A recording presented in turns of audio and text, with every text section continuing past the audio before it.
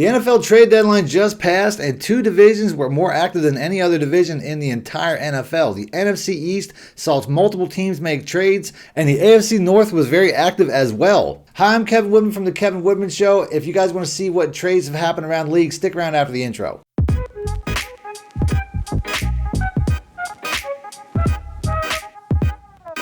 Hi, I'm Kevin Woodman. Welcome back to the Kevin Woodman Show. The trade deadline just passed at 4 o'clock. That's right, today is the 5th. It is the final trade deadline of Week 8 in the NFL. And there were a lot of trades that were made, which is always to be expected. I'm going to start off, though, with some that were made a couple days ago since I last reported this. The Chiefs were the last team that I talked about when they traded for DeAndre Hopkins, but recently they also traded to acquire a linebacker from the Patriots by the name of Josh Uche. I'm not sure if I'm saying that name right. They only sent a 6th-round pick, and I don't think they're necessarily going to get a huge return out of this. I mean, they looks like they're trying to bolster their pass rush, which is always a good idea. I think teams that are in the championship hunt should always be trying to bolster one of three areas, either pass rush, secondary, or receiver, and those are the biggest names that are flying around. So that particular trade isn't necessarily the biggest, but the Baltimore Ravens, who were also active today and made a trade today, did trade for Diontae Johnson last week between the last video that I put out and today's video. That trade I like a lot. They have a lot of offensive firepower. They've been one of the best offenses in the league.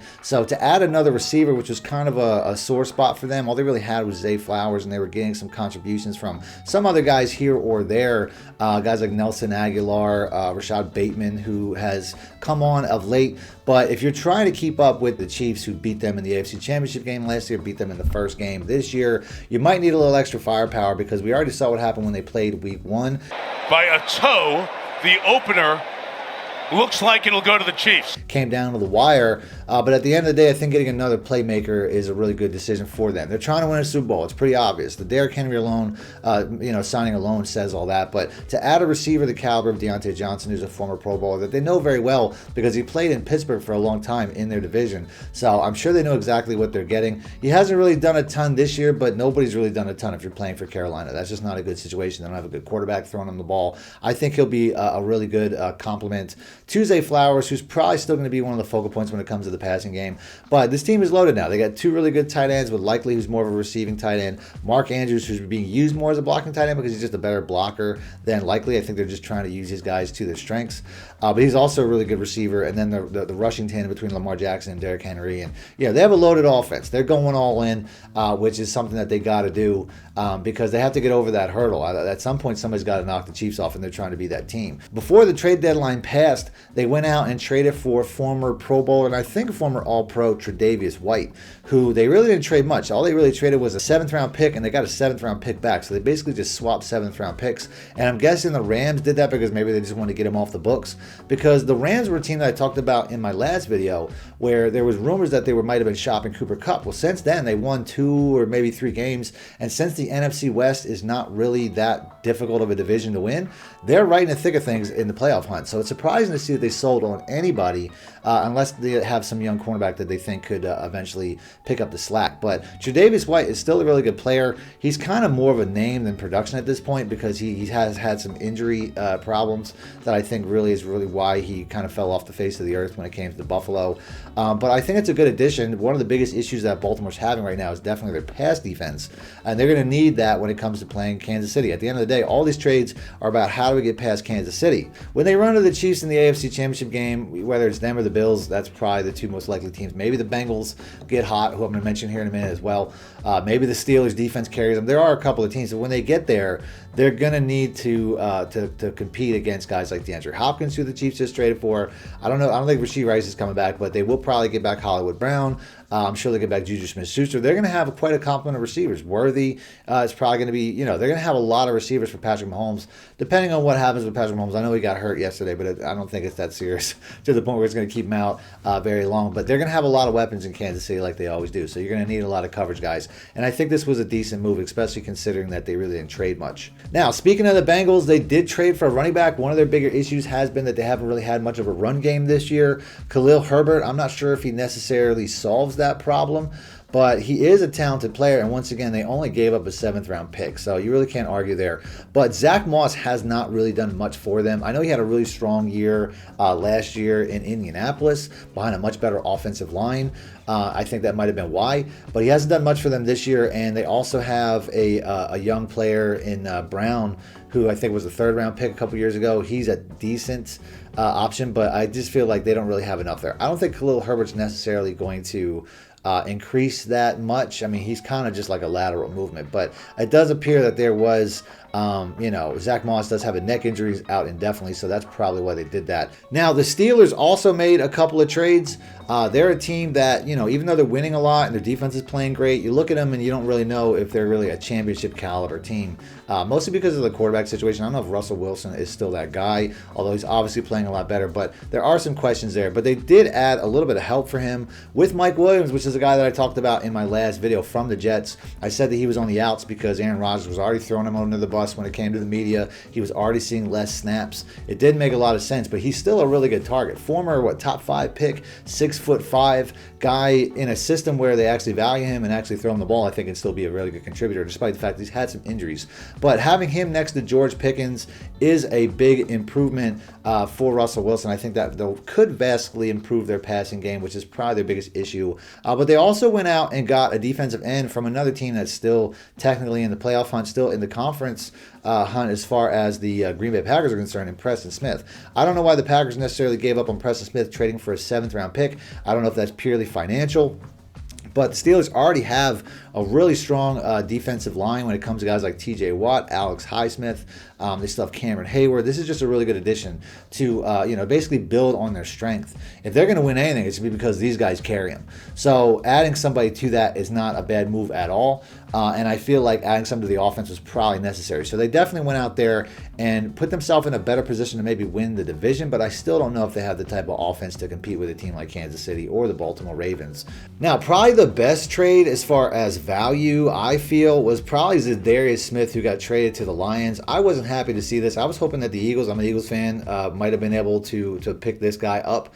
The price wasn't expensive. It was a 5th and a 6th round pick, a 2025 5th and a 2026 6th round pick. And all they really got, they did get a 2026 7th round pick back and Za'Darius Smith, who's still a really productive player, and it solves probably the biggest need since Aiden Hutchinson got hurt. So now they have a little bit more of a pass rush than they had, which might have been one of their weaknesses if they didn't go out and get this guy. Like I said, he's still very productive. He's still a really good player, and they didn't give up a lot to get him. So basically I think that move solidifies them as the probable Super Bowl representative in the NFC. Aside from maybe the Eagles, which, like I said, I'm an Eagles fan, so I'm hoping that their team. They didn't make any trades. Spoiler alert! Before I get to the NFC East, but I don't really feel like they necessarily needed to. Since the bye week, the 4-game win streak that they're on, they're like 1st in offensive yards, 1st in I think they're 2nd in point differential behind only the Lions. Their defense is playing lights out, so it's like there isn't necessarily one thing that looks like a problem they really needed to solve. If anything, they just got to play better, continue to grow. I don't think that the Lions necessarily had a problem that they needed to solve either. They're playing lights out too, but adding this guy to basically offset losing Aiden Hutchinson was probably a really good move, which, like I said, it basically just puts them back in the position where they were. Although he's not Aiden Hutchinson. Nobody is. Aiden Hutchinson was on a absolute tear and playing like a defensive MVP candidate. So he's not necessarily going to replace that, but they did need to add some of that pass rush. Now, I'll stay in division because Cam Robinson, the starting tackle for the Jaguars, was also traded to the same division, to the Vikings. And they only really swapped a 5th and a 7th round pick along with that player for 2026. That's something they had to do. Once Christian Darrisaw went out, you can see they're not playing as good since he's been hurt. He's probably one of the most important players that they have. The way that they're playing, he's a star left tackle. Bringing over Robinson is a good replacement. They're kind of doing the same thing that the Lions did with Aiden Hutchinson, and bringing over a replacement. Not necessarily going to be as good, but you have to fill that gap. Another move that happened a couple days ago in the tight NFC West was the Cardinals traded for Baron Browning. Obviously, they're at the lead right now, I think by like a half a game. They're at the front of that division. So I don't know if they're necessarily, none of those teams, with the exception maybe the Niners, if they can get healthy, are really knocking on the door of a Super Bowl. But obviously, you want to take a step in the right direction. If they can win that division and get into the playoffs, it's going to open up their future to the point where other free agents might want to come here. It makes it look like they have a good young team. They also have a young head coach.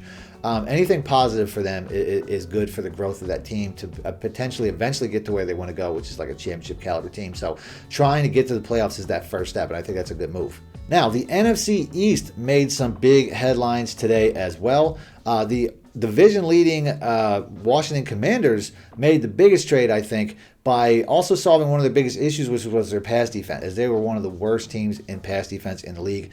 They've gotten better recently. I know a couple weeks back, they were allowing like 8 yards an attempt, and they were also giving up, I think, like close to 70% completion percentage. It's gone down a bit, but they've also have a really soft schedule, so I don't know how much that has to do with it. But acquiring Lattimore, who's still, he's only 28, so he's still a pretty young player. He's going to be a guy that can stick around where they build. I'm not saying the Washington Commanders are probably the second best team in the NFC right now. Maybe they could compete with the Lions, but record-wise, they're definitely the second best team at 7-2. I think, once again, like I said, I think they have a pretty soft schedule this year. It's a last-place schedule, but nobody's ever won a Super Bowl or gone to a Super Bowl, I don't think, with a rookie quarterback. I know nobody's ever won one, but I don't think anybody's ever gone there either. I think Dan Marino did it in his second year.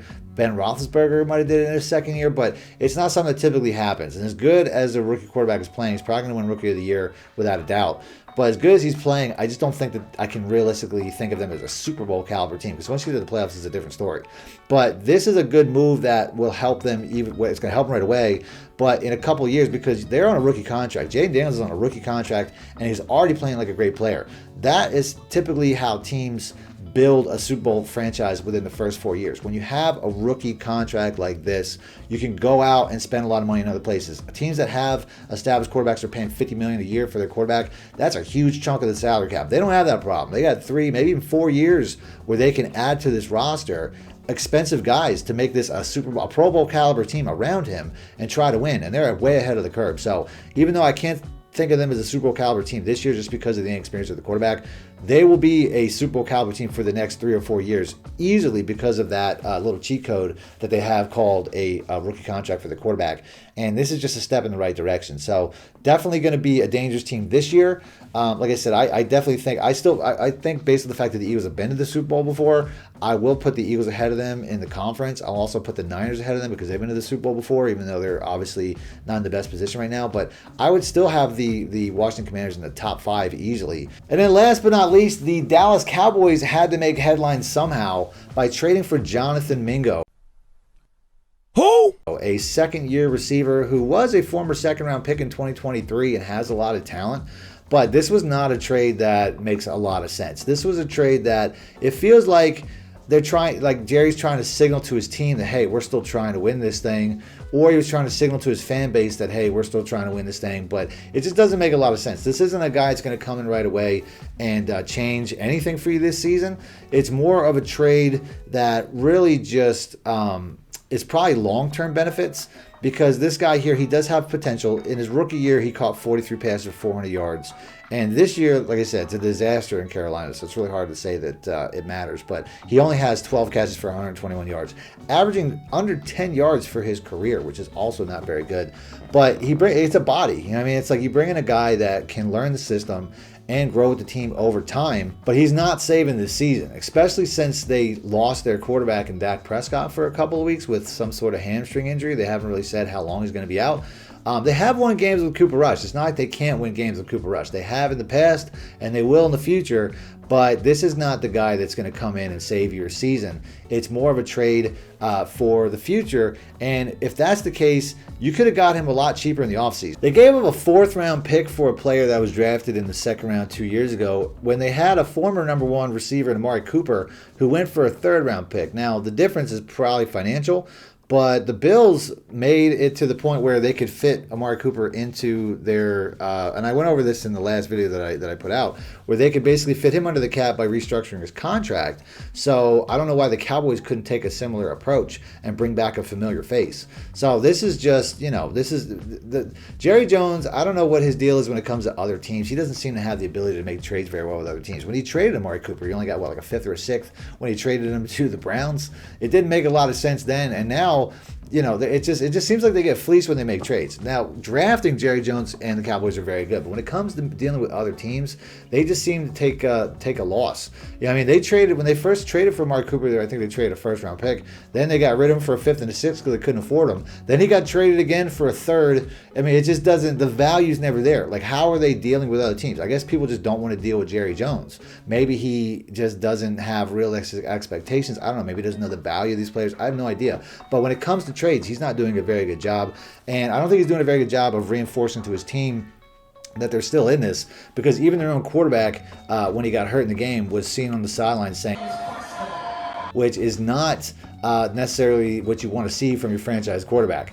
But that's all the trades. I'm going to go ahead and end the video there. If you guys want to see more videos like this, like I said, I'll pop up the video that I made last on screen now. But please make sure to be a subscriber. Hit the like button, let me know in the comment section, because I plan on putting out as many videos as I can. I'm trying to do like 1 or 2 of these a week as I'm trying to build this channel. So if you want to be the first subscriber, please hit the subscribe button. And that's it. Thanks for watching.